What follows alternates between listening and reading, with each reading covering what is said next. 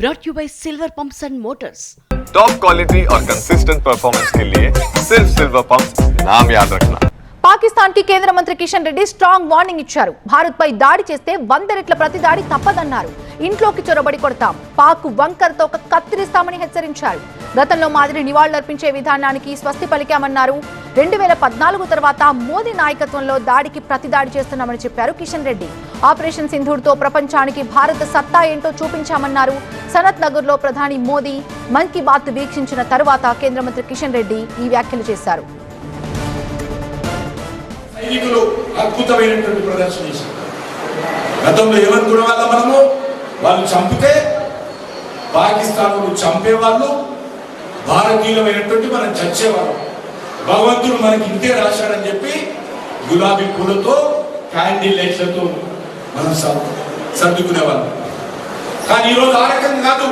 Candle లైట్ల దగ్గర ఈరోజు మిసైల్స్ పెట్టాం. క్యాండిల్ లైట్స్ కాదు బిడ్డ, మిసైల్స్ తో నా బిజినెస్ కి జిఎస్టీ నోటీస్ వచ్చింది. ఇప్పుడు ఏం చేయాలో అర్థం కావట్లేదు. ఇప్పుడే ఒక జిఎస్టీ ఎక్స్పర్ట్ తో మాట్లాడు. ఇప్పటికిప్పుడు జిఎస్టీ ఎక్స్పర్ట్ అంటే ఎక్కడ దొరుకుతారు? బాస్ వాలా బీ ద బాస్.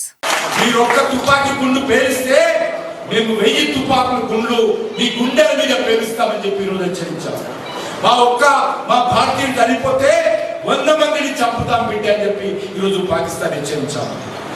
అది నరేంద్ర మోడీ గారి నాయకత్వంలో, నరేంద్ర మోడీ గారి ఆదేశాలతో భారత సైన్యానికి పూర్తి స్వేచ్ఛనిచ్చి అద్భుతమైనటువంటి విజయాలు భారత సైన్యం సాధిస్తున్నట్టు మా పోలీసులు కానీ, మా సైనికులు కానీ, మా పారామిలిటరీ కానీ, మా సివిలియన్స్ కానీ ఎవరు చనిపోయినా కూడా వదిలే ప్రసక్తి లేదని ఈరోజు ప్రపంచమంతా కూడా తెలిసే విధంగా, భారతదేశం సత్తా ఏంటో తెలిసే విధంగా ఈరోజు మోడీ గారి నాయకత్వంలో మన సైనికులు అద్భుతమైనటువంటి ఈ యొక్క ఆపరేషన్ సింధూర్లో విజయవంతం చేశారు.